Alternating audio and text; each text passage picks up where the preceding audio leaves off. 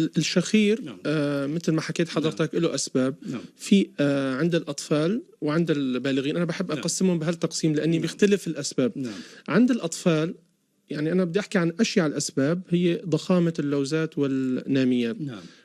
الغدانية، لأني هي أكبر سبب بيسبب تضيقات في مجرى الهواء عند الأطفال. ممكن طبعا نشاهد بعض الانحرافات في حاجز الأنف بس كتير قليل أن يكون سبب للشخير عند الأطفال. عند البالغين ممكن يكون اللوزات والناميات هي سبب من الأسباب، بس في أسباب أخرى تضاف، هي انحرافات حاجز الأنف، التهابات الجيوب المزمنة، التهابات الأنف التحسسية، البوليبات الأنفية، ضخامة قاعدة اللسان بالحنجرة، في تغيرات تشريحية بيصير في انخماص في النسج الرخوي بالحنجرة، البدانة، تقدم بالعمر.